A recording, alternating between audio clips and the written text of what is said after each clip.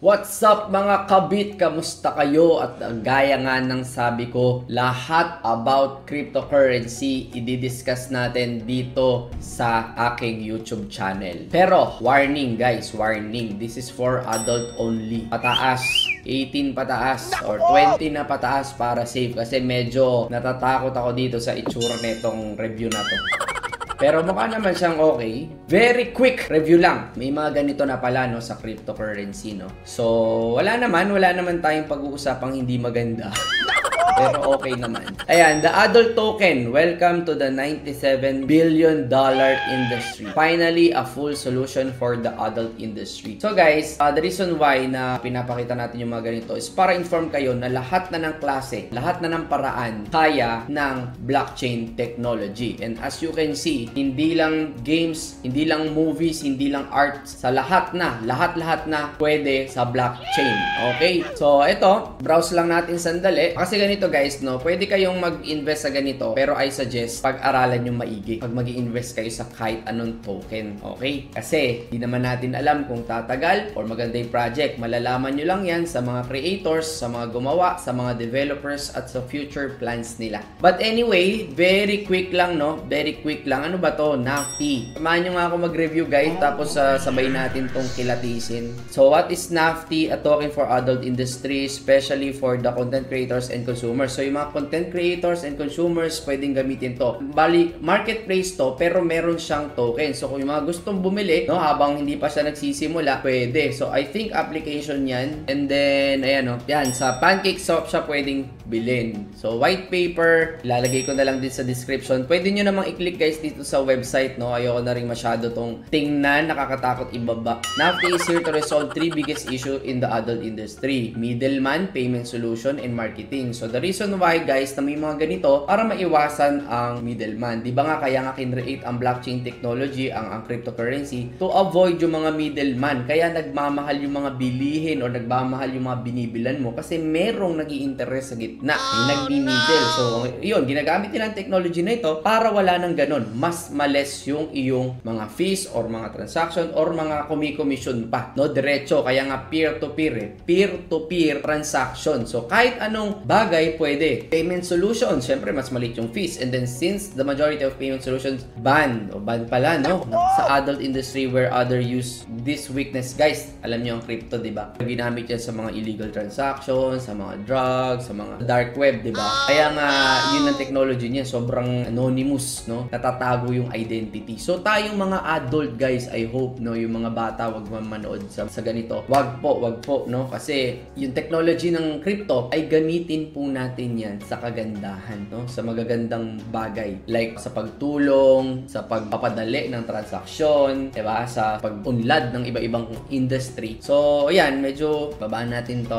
In ecosystem, we've already developed the first 3 adult-oriented platform which is will use Nafty as their token. We create value. So, may product na, value for holders, utility for holders, solving real problems, timings, everything yan. So, yung team, guys, tingnan natin muna yung team and then isunod natin yung roadmap, daanan lang natin saglit. So, these are the team. So, yan, makikita natin yung team, sila Robert, Kemain, P. So, ayan sila guys. So, check nyo na lang. Pwede nyo isa-isahin kung sino tong mga to. And then, also yung roadmap nila. Release fan club, catwall, release content subscription, and kung ano-ano pa about sa roadmap. Again, hindi ko na masyadong lalaliman ang pag-review dito sa website na to na gumagamit din ng blockchain. Pero this is for information purposes only guys. Na may mga ganitong type na gumagamit sa blockchain technology. Okay? So, ayun. Again, the purpose of this is para ikaw mismo, kunyari ikaw gusto mong mag-take advantage sa ganitong klase ng token na alam mong lalaki, no?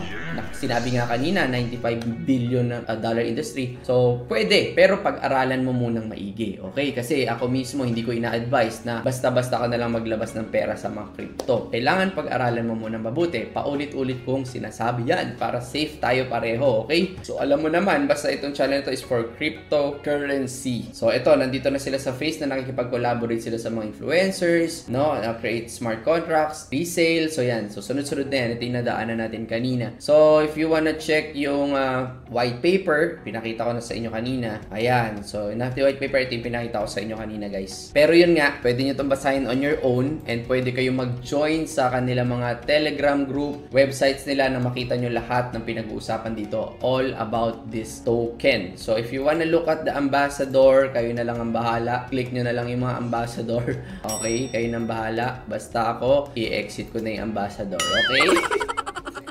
And guys, no, sa mga gusto, ito yung kanilang website, no. Ayan, naftyart.com. Pwede kayong maglagay dyan ng mga artwork na gusto ninyo. And at the same time, pwede nyo rin tingnan yung kanilang mga artwork. Okay? So, tingnan nyo, bahala na kayo dyan. Basta ako, exit na ako dito. Mga art naman kasi to. Okay? Art nga eh. Alam niyo naman yung art. Pag art, ganyan talaga yung art. So guys, yung mga content creators guys, no, they can now accept yung NFT token nila or NFT art token nila, okay? Pwede rin pagbayad, pwede rin yung income mo dito. Again guys, this site is for adult only and this is for artists. So kung artist ka, mahilig ka sa art, sa mga ganitong klaseng art, pwede kang mag-benefit sa ganitong platform sa blockchain. Ako, personally, hindi ako magbe-benefit dito. Maraming salamat po, no? Guys, again, this is for your information only na may mga ganito na ako ay nagbibigay lamang ng lahat na information about crypto. So, hindi ko pinapaligtas yung mga iba-ibang ways natin na madagdagan ng iyong information, no? Ito ay simpleng paalala na ginagamit na ang technology natin or ng blockchain sa maraming bagay.